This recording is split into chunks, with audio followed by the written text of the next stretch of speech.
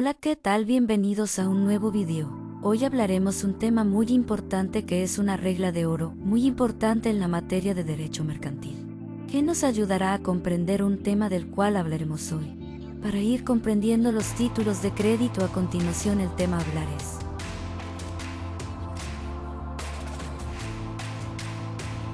Seguramente han escuchado sobre cheques, pagarés o letras de cambio, pero ¿sabían que existen reglas estrictas para que estos documentos tengan validez? Para empezar, vamos a ver dos pilares fundamentales: capacidad y transmisión, ya que anteriormente vimos lo que es títulos de crédito, regulación de los títulos de crédito en México y naturaleza jurídica de los títulos de crédito. Bien, sin más que decir, continuemos con este video. Hola, ¿qué tal? Bienvenidos a un nuevo video. El día de hoy vamos a ver la unidad 4 en la materia de derecho mercantil, que se llama Las reglas generales de los tipos de crédito. Bien, hoy vamos a ver, para iniciar, que hay dos puntos fundamentales en las reglas generales de los títulos de crédito, como es la capacidad y la representación. Y bueno, para que un título de crédito sea válido, las personas que lo afirmen deben tener actitud legal para hacerlo. ¿A qué nos referimos con esto? Bueno, la capacidad se nos menciona que son personas físicas. Por regla general, toda persona con capacidad de ejercer, mayor de edad y pleno uso de sus facultades puede sustituir títulos de crédito. Entonces, este es un punto muy importante, porque si no tenemos la mayoría de edad, no podemos ejercer un título de crédito. Entonces, ¿tú qué piensas de este punto, compañero? Claro, tendríamos que ser mayores de edad para adquirir igual esa responsabilidad de que si te da un crédito uno tiene que ser responsable a lo que se está metiendo y prácticamente cumplir con todo lo que se acuerde.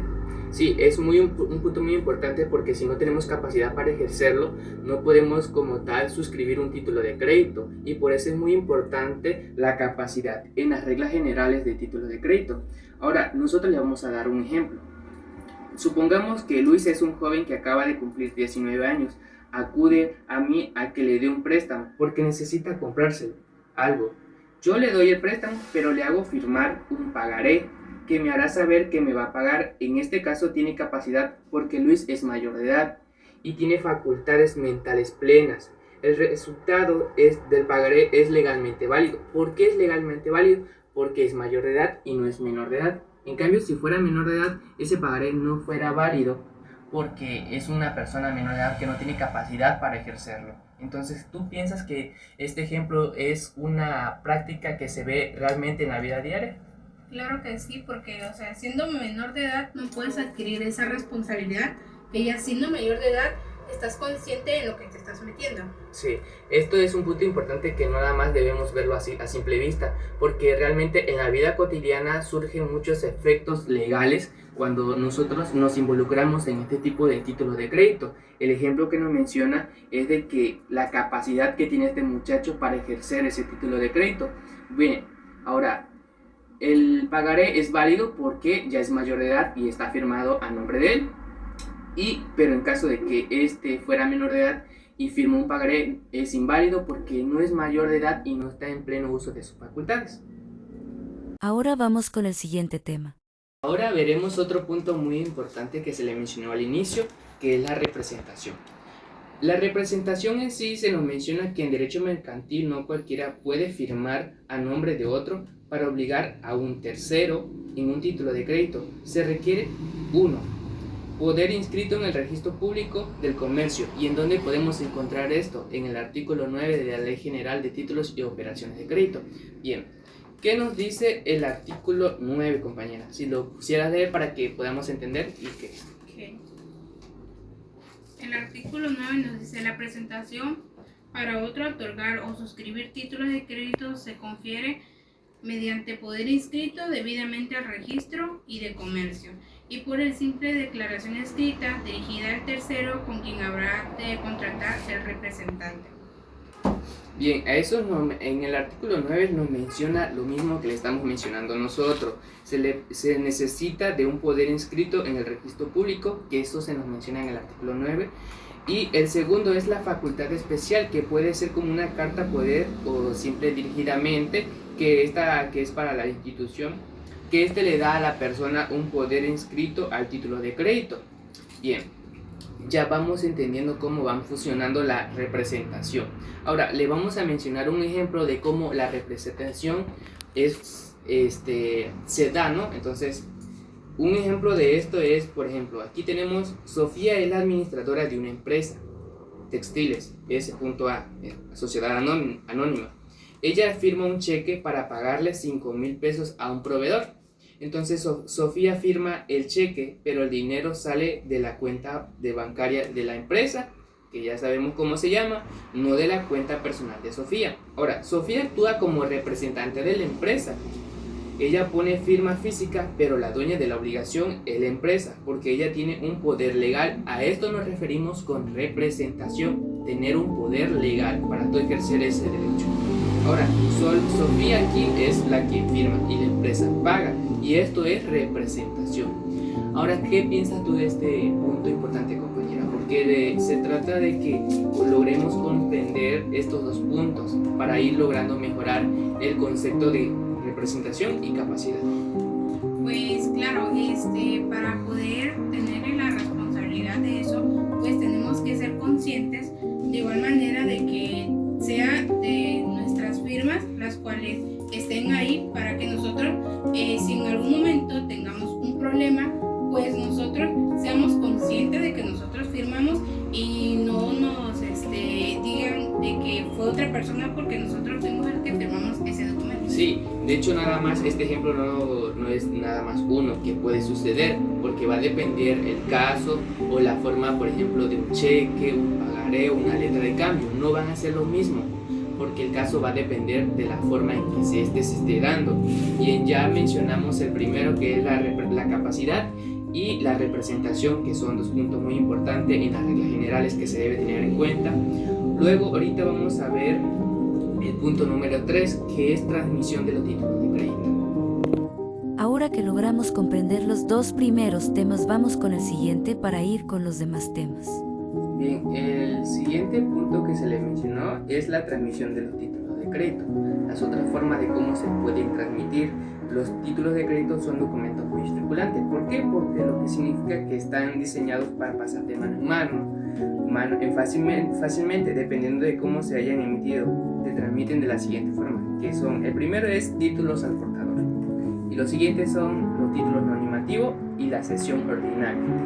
Bien, el primero se dice que se transmiten por simple entrega material del documento. Quien tiene el papel en su poder puede ejercer ese derecho, como tal un cheque, que por ejemplo si nada más se rellena a la cantidad y la firma de la persona quien lo está haciendo, y por desgracia no se le pierde a una persona, ¿no? En este caso pues ya pierde el derecho esa persona porque él lo iba a cobrar, ¿no? Pero como no tiene un nombre como tal, no tiene un nombre, entonces la persona que lo encuentra puede ejercer ese derecho pleno sobre él y puede cobrarlo. Pero esas son las desventajas de estos títulos de crédito, porque si tú lo llegas a perder, ya tenemos conocimiento de que lo pierdes y ya no lo puedes cobrar, y si lo encuentra alguien, pues ya él ejerce ese derecho.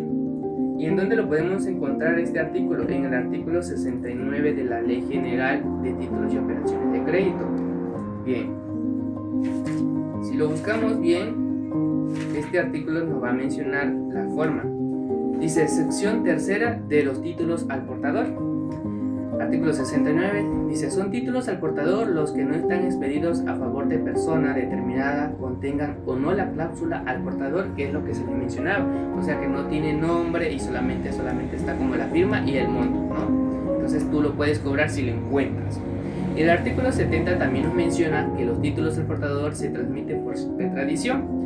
Y el artículo 71 también nos menciona que la suscripción de un título al portador obliga a quien la hace a cubrirlo o a cualquiera que se lo presente, aunque el título haya entrado a la circulación contra la voluntad del suscriptor o después de que se sobrevengan su muerte o incapacidad.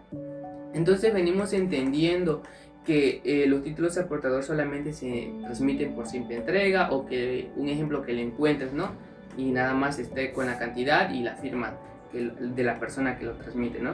Entonces esa es la importancia de tener en cuenta de que cuando tú vayas a tramitar o te den un cheque, ¿no?, con cierta cantidad, hay que tener cuidado, porque pues en un momento de descuidado puedes perderlo y ya pierdes ese derecho que tienes sobre él. Entonces, ¿qué crees tú que piensas sobre esta parte de este título de al portador? Pues yo diría que tendríamos que ser muy cuidadosos cuando adquirimos este cheque, porque como acabas de decir, si solamente está la cantidad y la firma y lo pierdes, pues ya sabrías tú y serías consciente de que el cheque ya no lo puedes recuperar ni reclamar.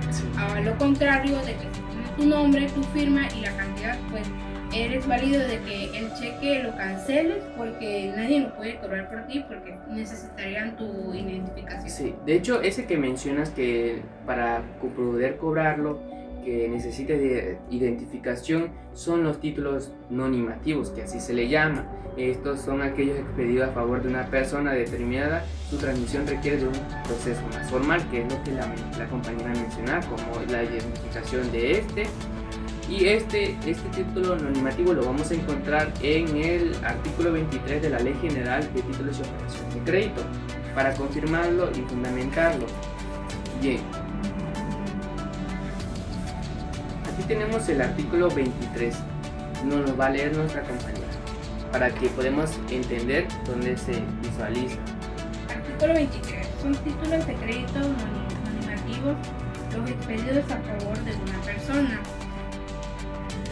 cuyo nombre se consigna en el mismo documento o archivo digital.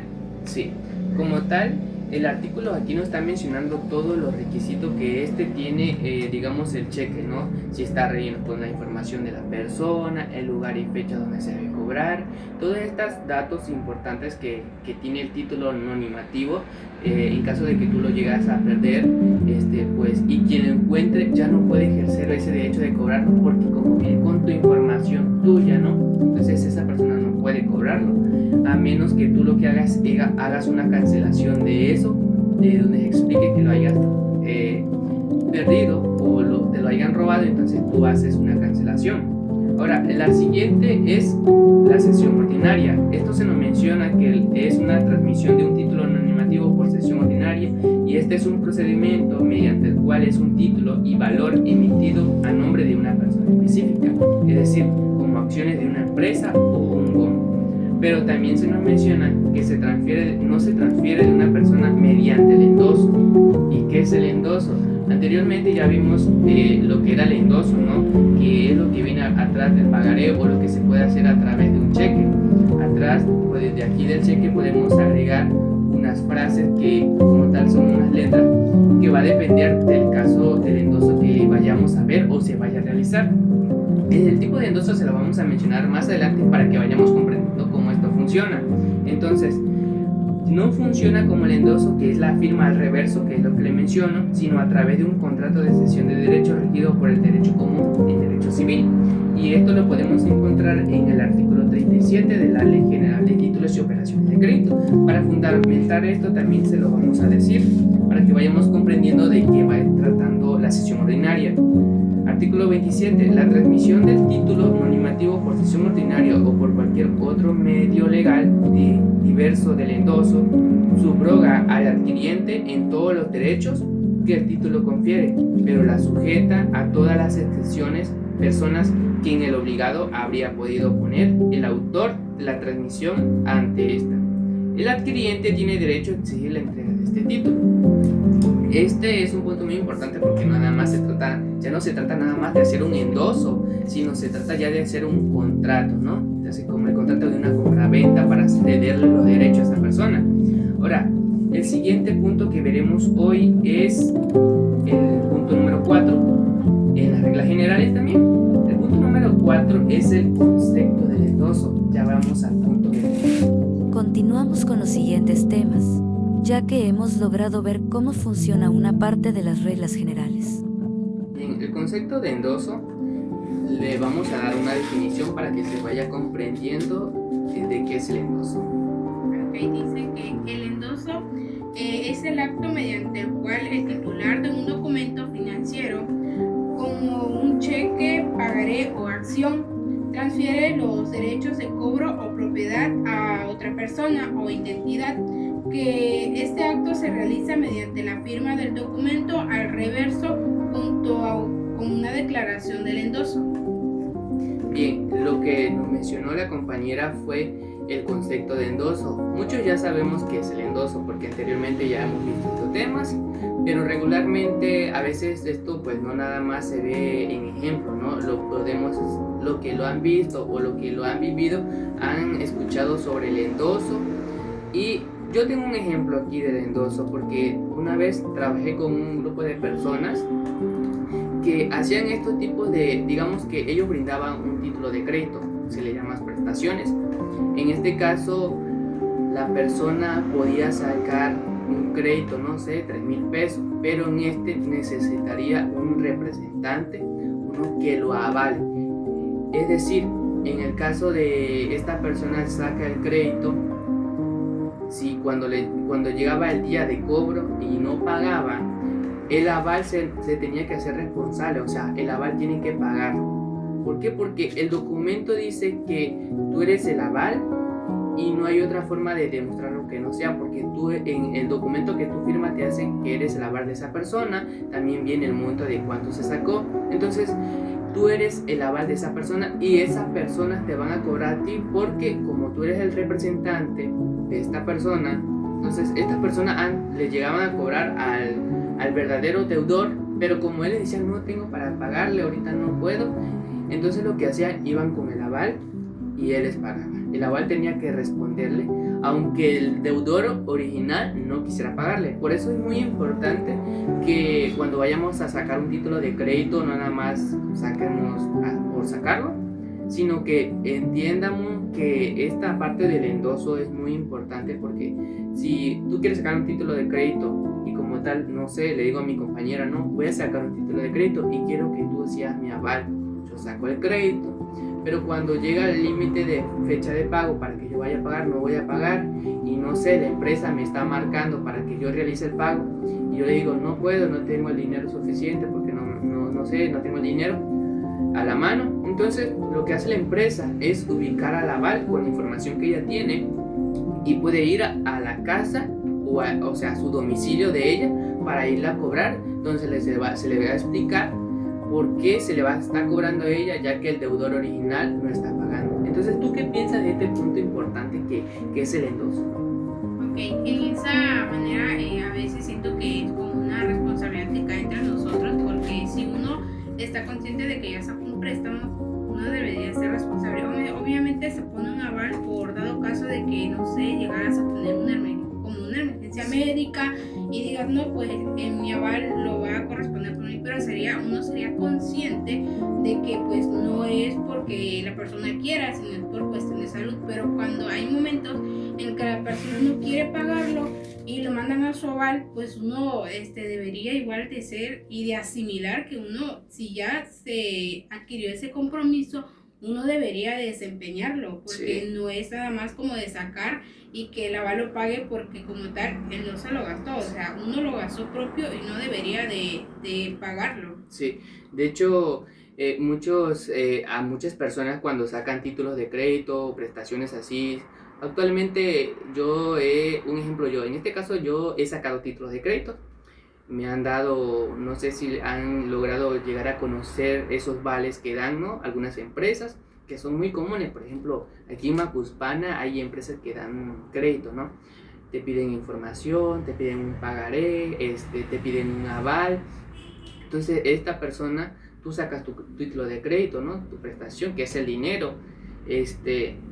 Yo relleno toda la información y dejo como aval aquí a mi compañero, es un ejemplo, ¿no?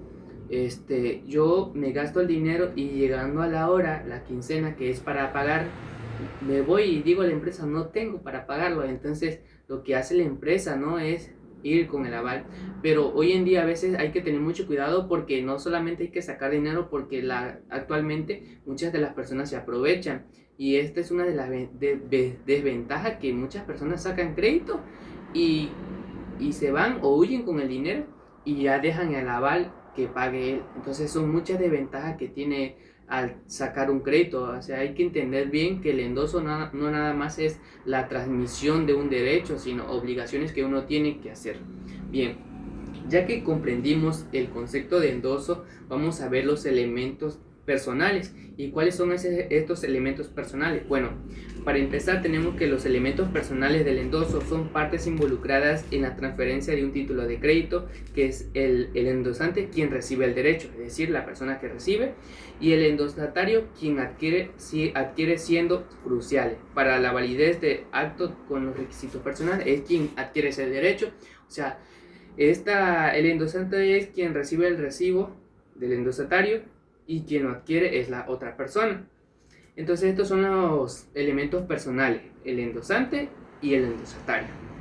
Ahora, el punto siguiente que vamos a ver también es los requisitos personales, y los vamos a encontrar en el artículo 29 y 30 de la Ley General de Títulos y Operaciones de Crédito. Ya les mencioné que el siguiente son los requisitos personales, y lo podemos encontrar en el artículo 29 y 30 de la Ley General de Títulos y Operaciones de Crédito. Bien, esto se nos menciona que el endoso debe constar en el título relativo o en una hoja adquirida al mismo y llenar lo siguiente. Lo vamos a mencionar porque aquí en el artículo 29 se nos menciona todo y cómo está estructurado. Mi compañero aquí les va a leer cuáles son esos requisitos personales que se necesitan. Artículo 29. El endoso debe constar en el título relativo o en una hoja adquirida al mismo tiempo y llenar los siguientes requisitos. Número 1. El nombre del endosario, la firma endosante o de la persona suscrita al endoso a su rego o su nombre, la clase del endoso, el lugar y la fecha, tratándose de un título de crédito emitido en medios electrónicos, ópticos o por el cual requiere otra tecnología. La transmisión por endoso debería realizarse en el sistema de información que se refiere en el artículo 50. Sí. De hecho, eso no nada más va para los títulos de crédito, sino ya sea que si se transmite un título de crédito mediante electrónico, pues se hace otra forma no se transmite, no se endosa así, sino de otra forma. Pero vamos a mencionarlo, ¿no? Entonces, el artículo 29 nos menciona los requisitos, que es el nombre de la persona, o sea, en este caso el endosatario. El segundo es la firma del endosante, la persona que suscriba el derecho, y la clase de endoso. Al inicio se le mencioné que es la clase de endoso que va a depender si es endoso en procuración, endoso en propiedad o endoso en garantía, ¿no? Esto se lo vamos a mencionar más adelante. Ahora, el artículo 30 también se nos menciona, dice que si se omite el primer requisito, se estará lo dispuesto en el artículo 32, la omisión del segundo requisito hace nulo el endoso y la del tercero. Se nos está mencionando que si en caso de que ese endoso no llegue a tener esos requisitos que el artículo 29 nos está mencionando, ese endoso será nulo. Y el artículo 30 se nos menciona, dice, si se omite el primer requisito, se estará a lo dispuesto en el artículo 32. La omisión del segundo requisito hace nulo el endoso y la del tercero. Establece la presunción de que el título fue transmitido en propiedad sin que valga prueba, en contrario respecto a un tercero de buena fe. La omisión del lugar establece la presunción de que el documento fue endosado en el domicilio del endosante, y la fecha establece la presunción de que el endoso se hizo el día en que el endosante adquirió el documento, salvo prueba en contrario. Se nos menciona bien el endosatario y el endoso. El artículo 32 es que el que mencionaba el artículo 30 se nos menciona que cuando el endoso puede hacerse en blanco solo con la firma del endosatario. En este caso cualquier tenedor puede llenar con su nombre o el tercero el endoso en blanco o transmitir el título sin dañar el endoso. El endoso del portador produce los efectos del endoso en blanco, tratándose de acciones de bono, de fundación, obligaciones, certificados de depósito, certificados de participación y cheques. Aquí se nos está mencionando que cuando no tenga como tal un nombre, ¿no? Y esté en blanco, no tenga el nombre y que esté en blanco, esto se lo va a denominar como títulos al portador, que es lo que se le mencionó al inicio, los títulos al portador, que son los que se transmiten por simple entrega, ¿no? Entonces, este es un punto muy importante que hay que ir entendiendo y aclarando, ¿no? Ahora, el siguiente tema que vamos a ver son las diversas clases de endoso, y esto lo vamos a encontrar en el artículo 33. Bueno, ahora vamos a discutir otro tema que es las diversas clases de endoso y lo vamos a encontrar en el artículo 33 de la Ley General de Títulos y Operaciones de Crédito. El artículo 34 se nos menciona que están los endosos en propiedad y el endoso en propiedad se transmite el título de forma absoluta. Un ejemplo claro, aquí tenemos un ejemplo, es sobre, por ejemplo, un pago de servicio, ¿no? Una empresa que es sociedad anónima recibe un cheque de un cliente por 15,000 pesos. Sin embargo, la empresa le debe exactamente esa cantidad a su proveedor de madera, el señor Roberto Gómez. Para no ir al banco a sacar el efectivo y luego dárselo al señor, la empresa decide transmitir el cheque directamente. Ahora, aquí el representante legal de la empresa voltea el cheque, o sea, en la parte de acá de atrás, entonces, y escribe endoso en propiedad. O sea, aquí en esta parte del cheque atrás se escribe endoso en propiedad y se escribe también páguese a la orden del señor Roberto Gómez. Se le escribe valor en pago de mercancías y el lugar que se nos menciona, por un ejemplo puede decir que se pague en Guadalajara, Jalisco, el 30 de enero del 2026 y va la firma del representante legal o el sello de la empresa. Esto es un ejemplo, ¿no? Entonces hay que tener en cuenta que esta es una forma de endoso en propiedad, cómo se puede transmitir. O sea, este cheque, si digamos que, un ejemplo, ¿no? Yo soy la empresa y yo te debo a ti, ¿no? Pero llega este cliente y me paga los 15,000 pesos, pero yo a no quererlo, irlo a sacar al banco, mejor te transfiero, endoso este cheque y escribo lo que se mencioné anteriormente, ¿no? Y ya yo te doy el cheque con todos los documentos, con todos los documentos de escrito en ello, ¿no?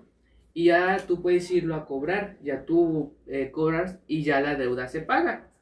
Es una forma en que el endoso se transmite, ¿no? Que endoso en propiedad son los tipos de endoso. Ahora, si la empresa no hubiera firmado atrás sin poner el nombre del señor, cualquier persona que le encuentre el cheque en la calle podría cobrarlo. Al poner páguese a la orden de Roberto Gómez, la empresa se asegura de que solo él o alguien o a quien él autorice pueda recibir el dinero. Anteriormente le mencionamos que si encontraban un cheque, ¿no? O sea, sin nombre, esa persona que lo encuentre podría ejercer ese derecho. Claro. Pero en caso de que esté con nombre, ya no lo puedes ejercer. Entonces, ¿tú qué piensas de este artículo, ¿no? Y de este endoso en propiedad? Pues creo que sería la manera más fácil de pagar igual una propiedad, para ya no ir a cobrarlo y pasar por todo eso. Entonces sería mejor, más fácil de que hiciera por lo que acabas de mencionar ahorita. Sería más fácil para las personas para ya no llevar ¿cómo te podría decir? Todo eso para ir a cobrarlo, Sí. o cuestión de que igual puedes de perderlo. Sí. Entonces sería más fácil así, y para que las personas igual ya no tengan tanto que mortificarse, y ya es la manera más fácil. Sí, es la manera más fácil y tener cuidado, porque si no le ponemos el nombre o a nombre de quién va a ir, quién lo va a cobrar, entonces si nosotros no agregamos ese punto importante, pues es una desventaja para nosotros o la persona que lo vaya a cobrar porque lo pierde, ¿no? Entonces es una desventaja que uno tiene. Entonces ahora vamos a ver el otro, que es el artículo 35, y este es en procuración. Anteriormente, en una clase anterior, vimos lo que es en procuración. Dice, para que un tercero lo cobre, como por ejemplo un abogado lo cobre por ti, pero esto no lo hace dueño a la otra persona, solo le da permiso para que lo cobre por ti, ¿no? Entonces este es otro ejemplo, porque el artículo 35 de la Ley General de Títulos y Operaciones de Crédito nos menciona eso, que como tal no, o sea, yo te debo dinero, pero ya hay un endosante aquí, ya hay, y yo no te he pagado, ¿no? Entonces tú aquí endosas pagaré y pones en endoso en procuración a nombre del licenciado el que esté, no sé, puede ser el Félix Sosa, y vas a agregar tu firma tuya, que es lo principalmente que debe de ir, y entonces ya el abogado se va a encargar de hacer esto por ti, ¿no? O sea, de cobrar ese dinero por ti. Esto es lo que nos da a entender y lo que ya hemos visto, ¿no? Entonces es algo comprendible que ya sabemos, ¿no? El artículo 36, en la Ley General, ahí mismo, se nos menciona que está endoso en garantía. ¿Qué son esos? Son las prendas que entregas el título como empeño para asegurar que pagarás en una deuda propia. Ejemplo, endoso en garantía a favor del banco. O sea, no sé si han escuchado algo como empeño y así, que a veces cuando tú empeñas algo, te dan como un documento que tú firmas.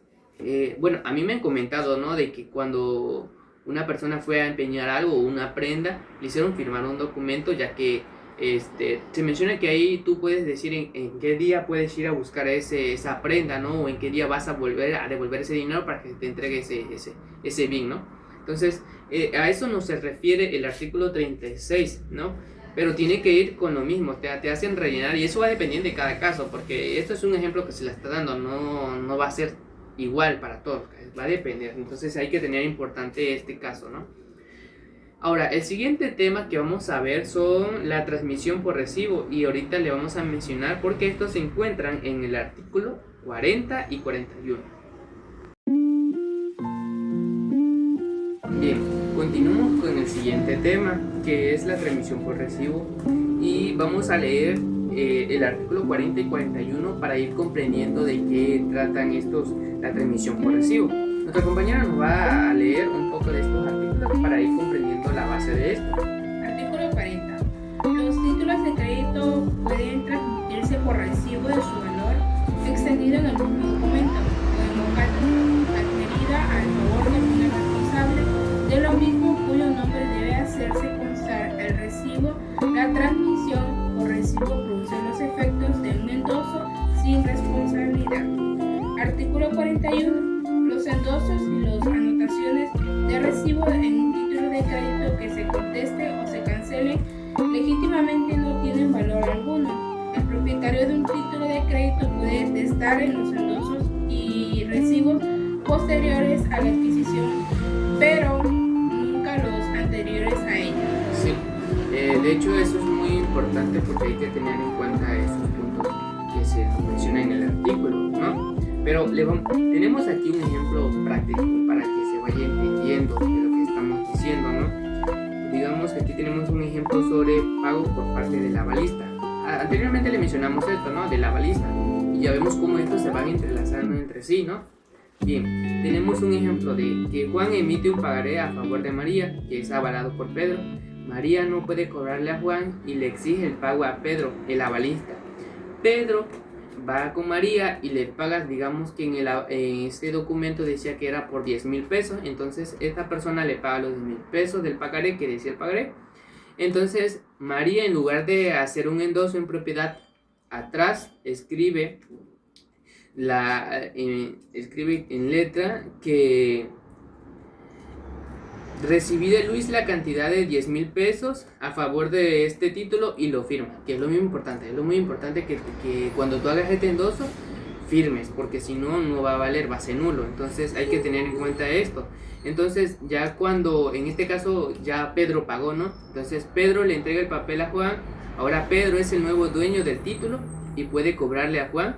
Pero María ya salió de este problema, ¿no? Que tenía que cobrarle y el deudor no le quería pagar. Entonces no tiene ya responsabilidad porque ya recibió su dinero. Solamente que pues atrás de la parte del pagaré se escribió otro endoso, ¿no? Entonces que esto ya es otra responsabilidad que va a pasar al nuevo dueño, ¿no? En este caso la persona que pagó esta cantidad ya es el nuevo dueño de y tiene la obligación de cobrarle a Juan, que era el deudor principal. Entonces aquí vemos también que se da la transmisión, porque la transmisión por recibo se usa generalmente cuando alguien que ya estaba obligado como el aval paga el título y se queda con él para intentar recuperar su dinero. Entonces este es el ejemplo que estamos viendo, porque al inicio le mencionamos todo del aval, de cómo funciona el aval. Entonces es algo que hay que entender, ¿no? Entonces, ¿tú qué piensas o cómo vamos entendiendo este punto, ¿no? O sea, yo pienso que es muy importante, ¿no?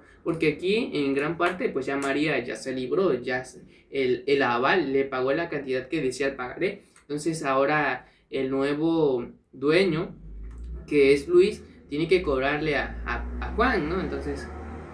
Ok, pues en este caso pues María pues ya estaría librada. Entonces ahora tendría Juan que cobrar para que su dinero igual sea pagado. Sí, regrese a él, porque pues él ya lo pagó.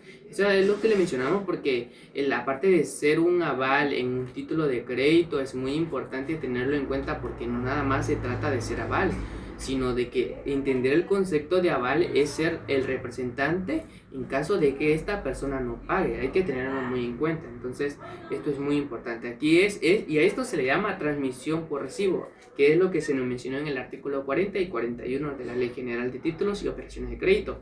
Ahora vamos a ver otro tema que para ir desenvolviéndonos más, que es la transmisión por cesión ordinaria.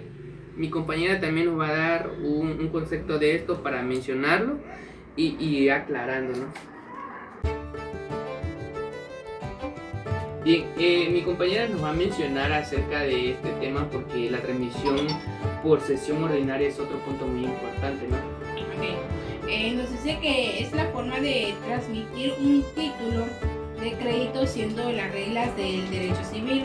En lugar del derecho mercantil, esto ocurre cuando el título tiene cláusula no a la orden o no negociable, a diferencia del endoso, nos dice que es solo una firma. La cesión suele requerir un contrato escrito y, muy importante, la notificación del deudor si no le avisa. Bueno, al deudor se le acredita un cambio de dueño. Este se liberará pagándole al dueño original. Bueno, aquí tenemos un ejemplo para que sea más claro y sea más entendible de lo que estoy hablando. Nos dice que una empresa le debe a un proveedor, pero el cheque dice que no negociable. El proveedor quiere pagarle a un tercero con ese cheque, así que firma a un contrato de cesión de derecho para que sea válido, y deben avisarle formalmente a la empresa que ahora el pago debe hacerse al tercero. Sí, este es un punto muy importante, porque ya que como en el cheque, en la parte trasera del cheque dice no negociable, entonces como que tal no se puede realizar otro trámite o otra realización de ahí. Entonces ellos se van o se basan en otro punto importante, que es firman un contrato de cesión de derechos, que es algo que ya hemos visto anteriormente, ¿no?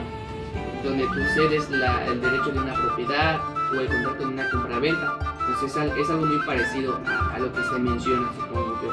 Sí, Okay. Bien, entonces vamos a pasar también a transmisión por cesión hereditaria. Se nos menciona dentro de este punto importante que esto ocurre cuando el titular de un crédito fallece y sus hijos pasan a heredarlo. Al no ser un acto de comercio como un endoso, se requiere un proceso judicial. ¿A qué me refiero con esto? A que el proceso judicial, mediante un notario, el heredero puede simplemente firmar el título. Aparte de que lo va a firmar, debe acreditarse con la sentencia de la falsificación o de la acta de la cesión, donde se reconozca como propiedad de que los bienes son del fallecido, son de él para él. Entonces, lo vamos a fundamentar con el artículo 28 de la Ley General, que nos permite nuestra compañera leer. Okay. Artículo 28. El que justifique que un título nominativo negociable le ha sido transmitido por medio distinto del endoso, pues puede exigir que el juez envíe de jurisdicción voluntaria haga constar la transmisión en el documento mismo o en hoja adherida a él. La firma del juez debe ser legitimizada. Sí, de hecho esto nos menciona que no solamente se puede transmitir así por endoso, sino hay otra forma, porque mismo el artículo 28 nos menciona que permite que a quien adquiere un título por medio distinto al endoso puede solicitar al juez en vía de jurisdicción voluntaria que haga constar la transmisión de ese documento. Y por ejemplo, aquí tenemos un ejemplo práctico. Yo viví un caso muy particular en este caso, porque por ejemplo, yo les voy a leer un ejemplo, ¿no? Para que se vaya a entender y yo les explique luego. Por ejemplo, don Manuel muere y deja un pagaré de 50,000 a su nombre de su hijo. Tras el juicio sucesorio es nombrado heredero. El hijo lleva el pagaré y la sentencia del juez ante el deudor para cobrarlo. Como no hay endoso para cubrirlo, la sentencia judicial en su título para reclamar ese dinero. Esta es una forma de la cual se puede transmitir este título de crédito, porque hay un caso particular que se nos menciona ahí, ¿no? O sea, la persona fallece, ¿no? Pero deja ese pagaré, ¿no? Y entonces el hijo quiere cobrarlo porque pues, es un dinero que pues dejó y como tal tiene que cobrarlo. Pero no solamente nada más lo puede ir a cobrar así porque sí, porque necesita como tal un documento que avale que es su heredero o ya sea su hijo, ¿no? Bien, a lo largo de este gran video hemos escuchado sobre lo que es el endoso y la sesión ordinaria. Le voy a dar una explicación breve sobre la diferencia entre sesión ordinaria y el endoso. El endoso es la forma más rápida y ágil de transmitir un título de crédito. Es pequeño que un texto que firmas al reverso de un cheque o pagaré para pasarle el derecho a otra persona. Su naturaleza es que es un acto unilateral porque solo necesitas tu firma, mientras que la sesión ordinaria es un contrato más formal mediante el cual se transmiten derechos que no necesariamente están en un título de crédito, como en un contrato de arrendamiento o de una deuda civil. Su naturaleza es un contrato bilateral, se requiere acuerdo entre quien cede y quien recibe. Y bueno, aquí también tiene que tener una notificación para que sea válida frente al deudor. Generalmente hay que notificar formalmente que el acreedor ha cambiado. También se nos menciona que lleva una formalidad, suele requerir un documento escrito más extenso y a veces ante un notario. Y bueno, esta es la diferencia. En conclusión, el endoso es para que el dinero y los títulos circulen rápido en el comercio, mientras que la cesión es un proceso civil más lento, dependiendo y detallado para traspasar derechos contractuales. Como siguiente tema tenemos el aval.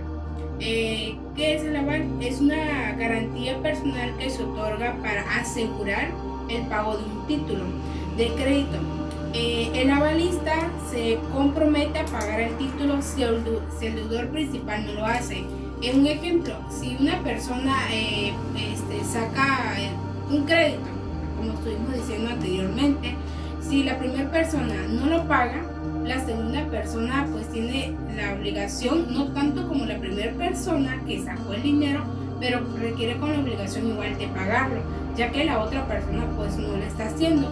Entonces, ¿qué opinas tú respecto a esto? Sí, como mencionaste ahorita y como se mencionó al inicio, el aval es un punto muy importante dentro de las reglas generales porque no solo se trata de avalar a alguien, hay que tener en cuenta de que cuando nosotros sacamos un crédito, pues si te piden un favor y la persona es de confianza, pues tú dices, aceptas que sí, ¿no? Claro. Por el favor que le estás haciendo.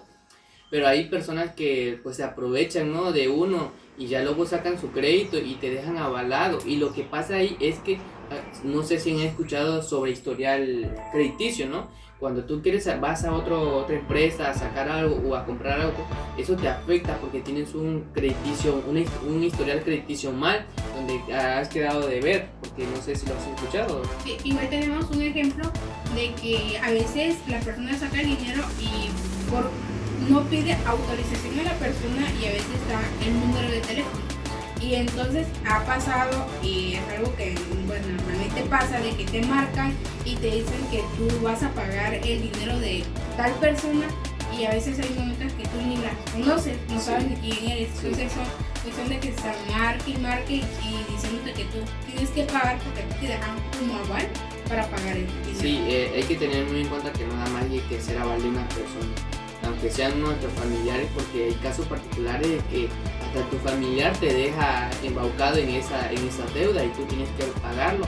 Aunque tú vayas a reclamar con la financiera o empresa de que pues no tienes el dinero suficiente, pues tú firmaste ese documento. Entonces hay que tener en cuenta que no nada más con que firmar el aval y ya. Entonces, ya que vimos todo esto, los elementos personales que yo veo aquí, pues es el aval del aval son el avalista. ¿Quién es el avalista? Pues la persona que firma para garantizar el pago, que es el fiador en términos comerciales. Y el avalado pues es la persona con quien se responde, el deudor original. Si no se especifica quién es, la ley entiende que se avala el aceptante o el alquilador medica la obligación del avalista. Ya entendimos cómo esto funciona, entonces hay que pasar.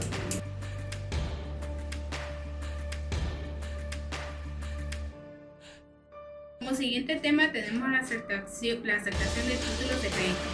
Nos dice que la aceptación es un acto por el cual el librado, el que debe pagar el título, se compromete a pagar el título de crédito. Igual lo podemos encontrar en el artículo 91 de la Ley General de los Títulos de Crédito.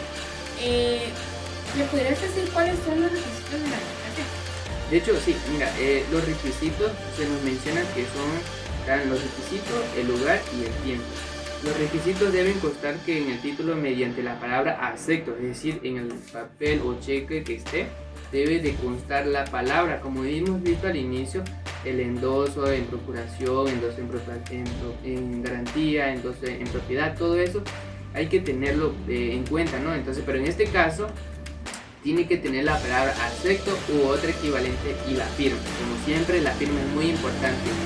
Entonces, el lugar, se nos menciona que el lugar pues es el domicilio del girado, a menos que el título indique lo contrario, o sea, que no sea ese domicilio donde se vaya a hacer. Y el tiempo, bueno, los títulos a la vista no requieren aceptación, los títulos con plazo deben presentarse antes del vencimiento. Entonces estos son los requisitos que se deben tener en cuenta en aceptación cuando uno acepta otro tipo de títulos, ¿no? También hay otro punto muy importante aquí porque vemos los efectos y clase.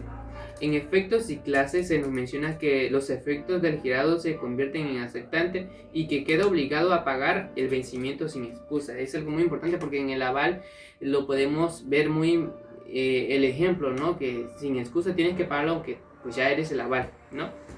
Y las clases, pues dice que acepta a pagar al 100%. Y también se nos menciona un punto muy importante porque el pago parcial, ¿a qué nos referimos con pago parcial? El pago parcial se nos menciona que el girado puede limitar su aceptación en una cantidad menor. El artículo 99 de la Ley General de Títulos de Operaciones podemos encontrar algo muy parecido. Aquí mi compañera lo va a buscar para ir entendiendo de qué trata, ¿no? Artículo 99. La aceptación debe ser incondicional, pero puede limitarse a menor cantidad del monto de la letra. Cualquiera otra modalidad introducida por el aceptante equivale a una negativa de aceptación, pero el giro quedará obligado en los términos de su aceptación.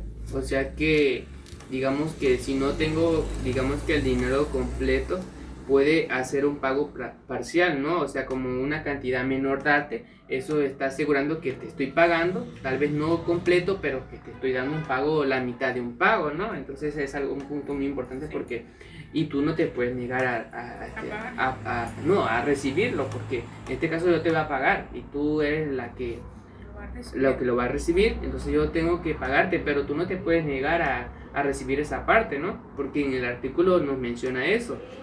Ahora también vemos aceptación por intervención y se nos menciona si el girado se niega a aceptar un tercero llamado interventor, puede aceptar el título para salvar la honra o el crédito de alguno de los obligados, que es lo que mencionamos, o sea que no te puedes negar a que pues a que te den solamente una mitad porque la persona pues está no se está negando a pagar, pero te está dando lo que logra pagarte, ¿no? Como la mitad de lo que tú le estás exigiendo, ¿no?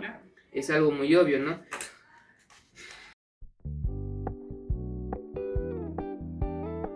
Siguiente tema tenemos el pago. El pago es la forma normal de extinguir la obligación contenida de un título de crédito que debe realizarse en la fecha de vencimiento y en lugar indicado en el título. ¿Qué entiendes por esto tú, Gabriel? El pago, bien, el pago pues es como bien hemos dicho ahorita, ¿no? O sea, es algo que tú tienes que realizar cuando tú sacas un título de crédito, pues tienes que ejercer la obligación de ir a pagar a esa persona o la empresa donde tú hayas sacado ese título, ¿no? Pero creo que en el artículo 126 también, 126, perdón, nos menciona algo sobre el pago para que tengamos una comprensión más allá. Artículo 126. La letra debe ser presentada para su pago en el lugar, dirección señalados en el afecto, observándose en el caso lo dispuesto por el artículo 77. Si la letra no contiene dirección, debe ser presentada para su pago. Sí, es algo muy importante porque como bien hemos dicho, el pago es el cumplimiento real de la obligación de dar dinero representada en el título, pero también el pago se nos menciona cómo esto debe estar estructurado, es decir, los requisitos, por ejemplo, el tiempo y el lugar del pago. El tiempo, pues el título debe presentarse para su pago el día de su vencimiento. Anteriormente ya habíamos visto en el pagaré cómo esto se realizaba con la fecha, el pago, el lugar y la cantidad con letra y el domicilio, la dirección, el nombre y la firma. Y pues al reverso, que eran los avales, pero eso va dependiendo de cada caso. Entonces, pero en la forma en que haya acreditado un título de crédito, ¿no? Entonces es algo muy importante. A eso nos referimos con pago. El lugar siempre ya lo hemos visto, como el lugar pues es el domicilio fijado en el título. Si no hay uno en el domicilio del obligado principal, pues se debe de tener un lugar donde se vaya a realizar ese pago, ¿no? El pago parcial es otro punto que vamos a ver ahorita, porque ahorita vamos a ver el pago parcial contra el pago total. El siguiente tema es el pago parcial. El pago parcial de un título de crédito se encuentra regulado en el artículo 130 para que lleguemos más a fondo de lo que es el pago parcial. Se los vamos a leer, mi compañero Gabriel se los va a leer para que puedan entender más a fondo lo que es el pago parcial. Sí, ok, 130, artículo 130, el tenedor no puede rechazar un pago parcial, pero debe conservar la letra en su poder mientras no se le cubra íntegramente, anotando en ella la cantidad cobrada y dando por separado el recibo correspondiente. Es lo que se mencionó hace un rato, que decíamos que no podíamos, uno como tal no puede rechazar el pago que te está realizando, tal vez no completo, pero es una parte que se te está dando de ese título. Entonces tú lo que tienes que hacer es aceptarlo, porque si te niegas, pues es algo que... No te puedes negar. Ajá, no te puedes negarlo.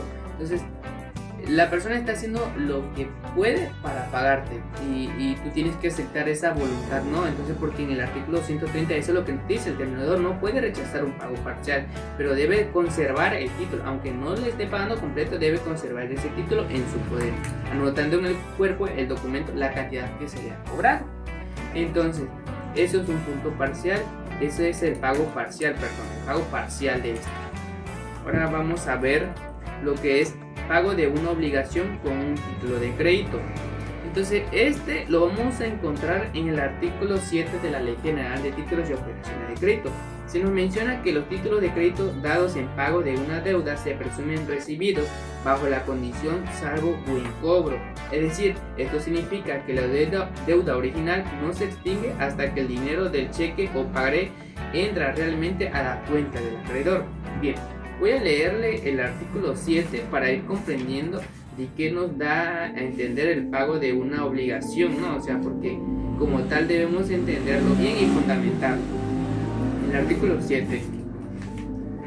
Bien, aquí está. El artículo 7 dice: los títulos de crédito dados en pago se presumen recibidos bajo la condición de salvo buen cobro. Es lo que se mencionaba hace un momento. O sea, todos los títulos de crédito dados en pago de una deuda se presumen recibidos bajo la condición que se nos menciona en el artículo 7. También tenemos otro punto importante y quisiera que me dijeras cuáles son los efectos del no pago, o sea, que se nos están dando a entender cuáles son esos efectos de no pagar. Ok, igual si no se paga el título de crédito, puede ser que el tenedor puede ejercer acciones cambiarias contra las obligaciones. Estamos hablando que el librador endosante o banista. Igual se puede protestar en el título por falta de pago. Igual otro punto puede ser más claro, que puede haber consecuencias legales y afectar la solvencia del deudor. Sí, esto es muy importante porque no solamente al no pagar decimos no pasa nada, no, eso es algo que no, porque como tal pues es una persona con una edad ya suficiente, consciente de lo que está haciendo, ¿no? Entonces esto puede traer consecuencias legales porque al no pagar pues se está complicando este proceso, porque él ya firmó como tal un pagaré y como tal un pagaré hace que demuestre que esta persona pidió ese préstamo y ahora se está negando a pagar, y con este simple papel podemos hacer muchas cosas, hacer una demanda mercantil para que nosotros podamos ejercer y cobrar ese dinero, ¿no? Claro, sí. Sí. a lo largo de este momento hemos discutido varios temas muy importantes que era lo de lo que íbamos a tratar, las reglas generales de los títulos de crédito. Vimos la capacidad, representación, el endoso, los tipos de endoso, los elementos principales del endoso, el lugar y fecha del pago, cómo debe hacerse, efectos del no pago y todo eso. También vimos la característica entre aval y fianza. Ahora te voy a hacer unas preguntas para que veamos en qué aspecto si lograste comprender estos puntos, porque son muy importantes. Y ya después, si quieres, pues me puedes hacer una pregunta también para tener una retroalimentación de esto. Entonces, mi primera pregunta aquí es, ¿en qué documento? Bueno, si una empresa, que es una persona moral, ¿no? Quiere firmar un pagaré, ¿en qué documento debemos revisar para saber qué actividades puede realizar? Pues esto lo podremos encontrar en su acta constitucional, de igual manera en su objeto social. Sí, bueno, eso es lo que hace esto, ¿no? O sea, si una persona moral quiere firmar un pagaré, pues tiene que hacerlo en su acta constitutiva, es cierto. Bien. Ahora, otra pregunta que te haré es, bueno, ya que vimos todo sobre los pagarés y cheques y cómo se hace, ¿cuál es la diferencia? O si un título dice, páguese a Juan Pérez y Juan lo afirma atrás para dárselo a Luis, ¿cómo se llama ese acto? Bueno, se llamaría endoso de propiedad. Ándale, sí, es cierto. Bien, eso se le llama endoso en propiedad porque pues está transmitiendo ese bien. Bien, esa es una pregunta por ahorita. Bien, otra pregunta también que te voy a hacer, porque vimos también qué pasa si un deudor solo tiene la mitad del dinero, ¿no? Eso lo mencionamos a mitad de este largo video. Entonces yo te pregunto, ¿no? O sea, si un deudor solo tiene la mitad del dinero, ¿el dueño del pagaré puede rechazar ese pago? No, la ley dice que está obligado a recibir pagos parciales. Sí, es muy común, es algo que mencionamos.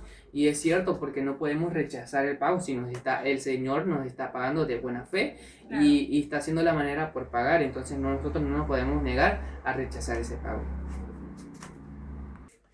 Bueno, Gabriel, yo igual te quiero hacer unas preguntas. ¿Cuál es la diferencia entre endoso y una cesión ordinaria? Bueno, el endoso es rápido y mercantil. La cesión ordinaria pues ya es por contrato civil, ya, o sea, es por civil, entonces no es un contrato que se lleva en la materia de civil. No te puedo decir que mercantil porque ya es otra forma en la que se transmite, como vimos hace un momento, ¿no? La cesión ordinaria cuando no se puede transmitir o no se puede ceder los derechos, pues se tiene que hacer otro tipo de contrato, y como un contrato de compraventa es un ejemplo, ¿no? O ceder los derechos de esa propiedad, ese es un ejemplo. Ok, te haré una siguiente pregunta. Si alguien firma un cheque a nombre de otro sin tener un poder notarial, ¿quién es el obligado a pagar? Bueno, en este caso el que firmó sería pues el que lo firmó, obviamente. Entonces esto lo haría de forma formal, entonces pues él lo firmó, ¿no? Entonces, Ok, Gabriel, de mi parte estas son las preguntas que yo te quería preguntar, y seguimos con un tema, la verdad, que es muy llamativo y lo cual debemos estar muy informados, que es efecto el protesto.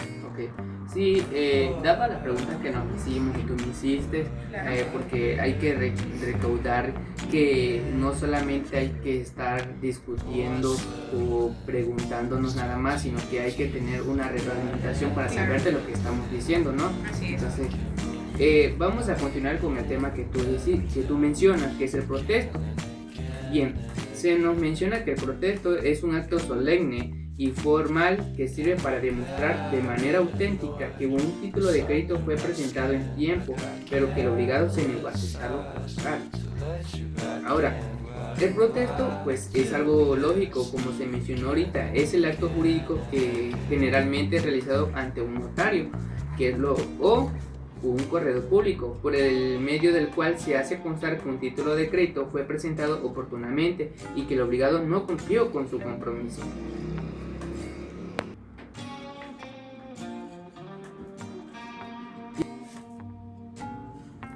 Bien, ahora vamos a ver los tipos de protesto. Ya conocimos el concepto de protesto, ahora vamos a ver los tipos de protesto. Y como primero tenemos por falta de aceptación. ¿A qué nos referimos con falta de aceptación? A que esto se levanta cuando el girado a quien se le dio la orden de pago se niega a firmar el título como aceptante. Se debe aceptar antes del vencimiento. Si se protesta por falta de aceptación, ya no es necesario protestarlo después por falta de pago. Ahora, no sé si nos gustaría dar un ejemplo práctico. Claro que sí. Bueno, un ejemplo sería, imagina que tienes una letra de cambio por 10,000 que libraste contra una empresa, pero cuando se la presentan la empresa no acepta pagarla. ¿Qué pasaría aquí? Haces un protesto por falta de aceptación, dejas constancia de que no aceptaron, igual puedes exigir el pago anticipado a los endossantes o librador. ¿Tienes algún otro ejemplo? Bueno, ese que mencionaste es un punto, un ejemplo muy importante. Sí. Bueno, yo tengo otro ejemplo que, bueno, es como de un pagaré, ¿no? Es sobre el pagaré de los días hábiles. Anteriormente ya habíamos visto esto, porque en el pagaré se menciona hasta qué día puedes cobrar ese pagaré y hasta qué día de vencimiento se debe pagar. Bueno, imaginemos, ¿no? que tenemos un pagaré y que vence el 30 de enero de este año, del 2026. El día del vencimiento es el viernes 30. Ese es el día en que debe presentarte a cobrar. O sea, nosotros, si como cobrador nos debemos presentar ese día para cobrarle al deudor. Entonces, ¿pero qué pasa si el deudor nos dice, no tengo dinero, vuelve luego? Según el plazo legal, en el artículo 144 de la Ley General de Títulos y Operaciones de Crédito, se nos menciona algo muy importante ahí. Aquí lo vamos a encontrar en el artículo 144 de la Ley General de Títulos y Operaciones de Crédito. Bueno, aquí está. El protesto por falta de aceptación debe levantarse dentro de los 2 días hábiles que asignan a la presentación, pero siempre antes de la fecha del vencimiento. Si el protesto por falta de pago debe levantarse dentro de los 2 días hábiles que se pagan del vencimiento, el protesto por falta de pago de las letras a la vista debe levantarse el día de su presentación o dentro de los 2 días hábiles siguientes. Bueno, ¿a qué me refiero con esto? A que la ley dice que da 2 días hábiles siguientes al vencimiento para levantar el protesto ante el notario. ¿Cómo contamos estos días? Bueno, supongamos que ya vemos que el viernes se tenía que ir a cobrar, pero el deudor nos dijo que no, tenía que pagarnos luego. Bueno, el sábado ya sería 31 y el domingo ya sería, pues, febrero, ¿no? Del 2026. Este día no cuenta porque el domingo es un día hábil y el lunes, pues ya es un... Bien, el domingo es día primero porque es un día hábil y el sábado es 31. Ya el lunes ya podemos ir porque ese sería nuestro primer día hábil y el martes pues ya es nuestro segundo día para ir a cobrar. Así se cuenta, ¿no? Se cuenta.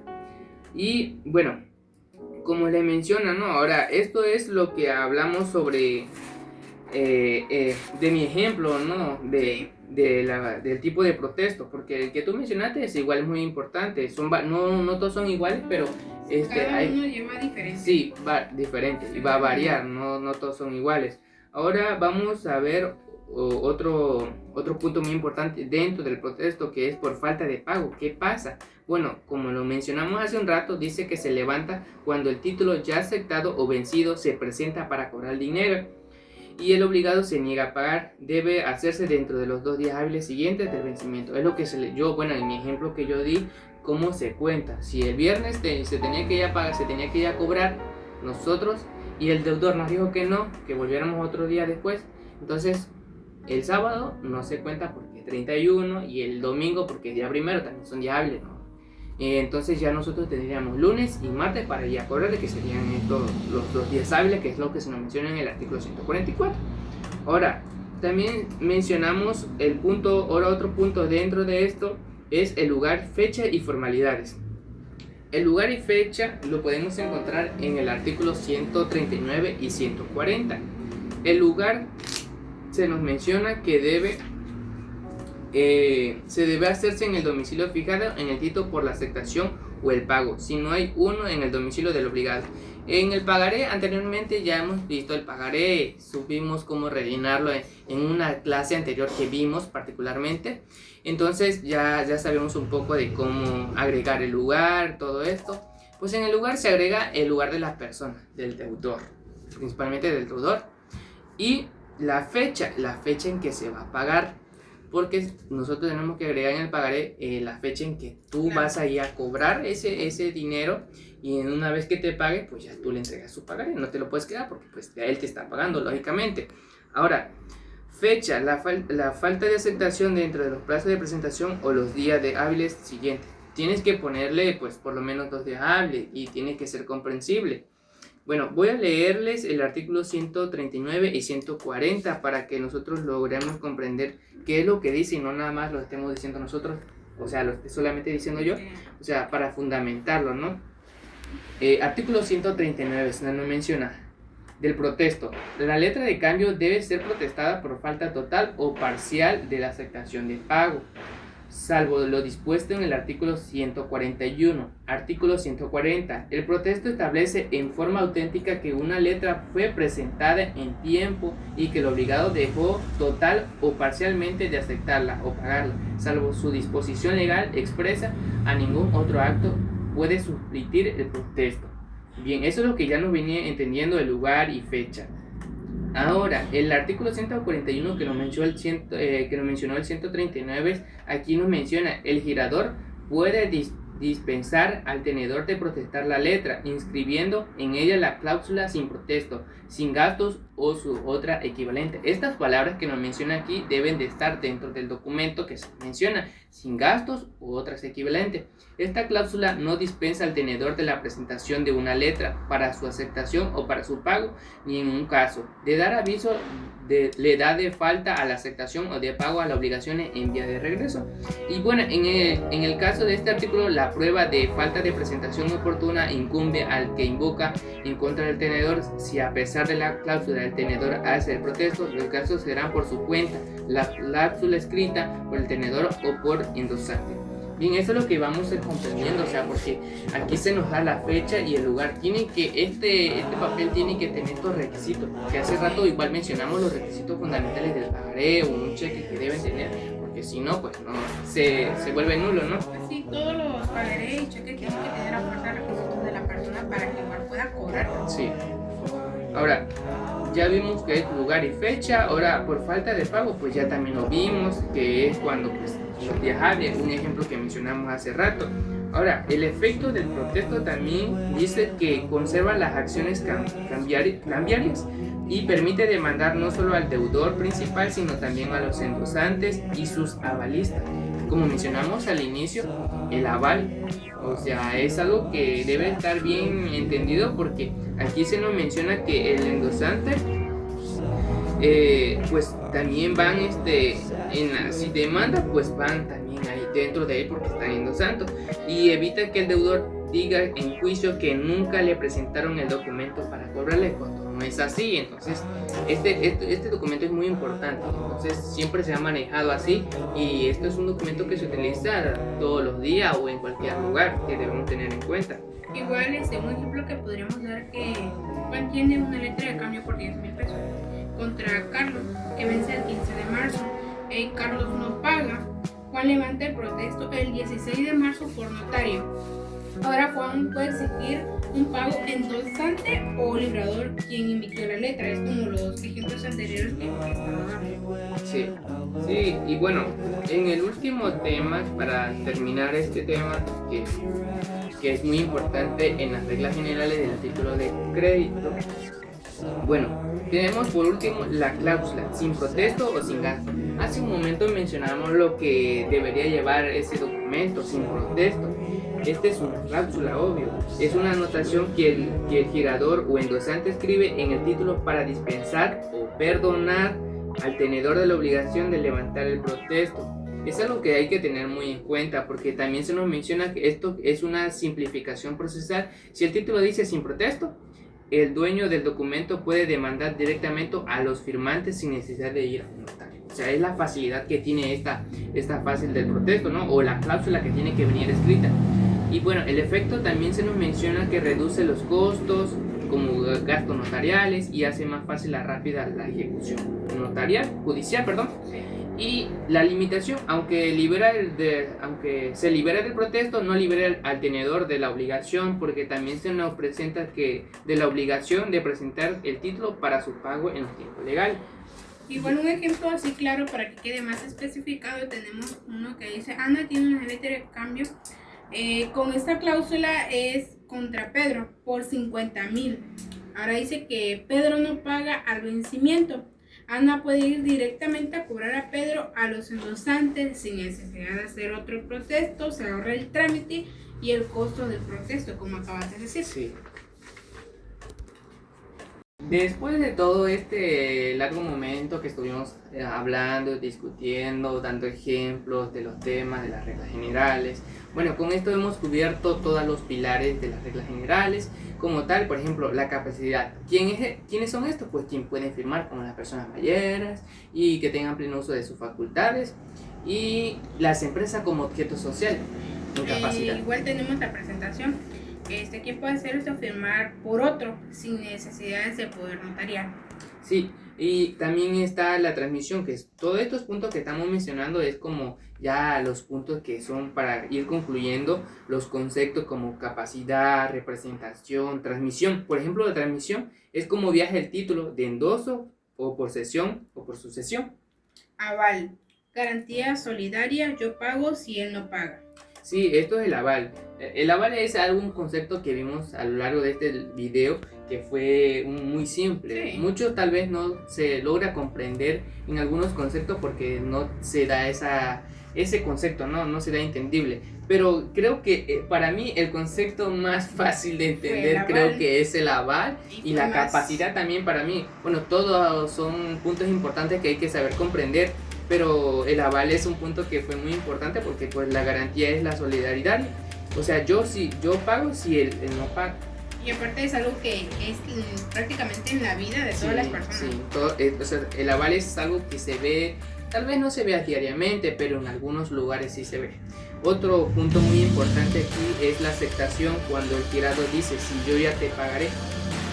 Entonces, el pago, el cumplimiento total, parcial o salvo de cobro. Cuando ya prácticamente pagaste todo y pues ya no tienes nada que pagar. Sí, el pago, el que mencionas ahorita es el cumplimiento, o sea, cuando tú pagas, y el parcial, pues cuando se nos mencionó que uno como tal, como el que dio el crédito, no se puede negar a recibir el pago parcial, que es como decir la mitad, ¿no? Él te viene a entregar y tú te niegas, que eso no es así, tienes que recibirlo porque el artículo lo dice. Entonces, por último tenemos de este concepto, de los conceptos como capacidad, representación, transmisión, aval, aceptación y pago. El último es el protesto, que fue muy importante también en las reglas generales, porque el protesto fue la prueba oficial de que no te pagaron. O sea, que esa acción tú la tienes que hacer y tú demostrar que esta persona no te quiso pagar o te dijo palabras de que pues no te va a pagar, y entonces tú levantas eso. Y entonces también vimos todos estos temas que vimos hoy, pues son fundamentales porque nos va a ayudar a entender más los temas que pues se vienen dando, ¿no? Como las reglas generales.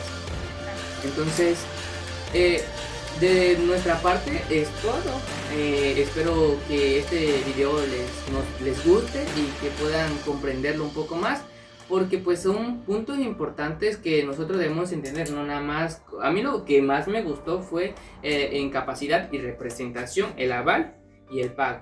Entonces, no sé. Ok, pues esperemos que sea de su agrado, sí, y que sea entendible para ustedes, ya que para nosotros, de nuestra perspectiva, pudimos entender un poco de cada tema. Y de igual forma, pues los temas no solamente son para que ustedes lo vean y lo escuchen, sino es algo que en el transcurso de su vida es algo que pasa en la vida cotidiana de todas las personas. O sea, no siempre, pero o sea, siempre va pasando en cada momento de la vida que uno lleva. Sí, y pues la verdad espero que este video les guste y sea comprendible, como menciona mi compañera. a pesar de todos estos temas, porque fueron varios temas larguitos, entonces claro. es un poco a veces pesado, pero agradecemos que nos hayan escuchado. Y bueno, de mi parte es todo y espero que tengan un excelente día. Igualmente.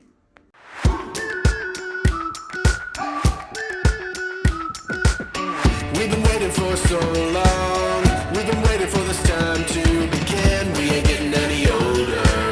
I kinda feel a little younger.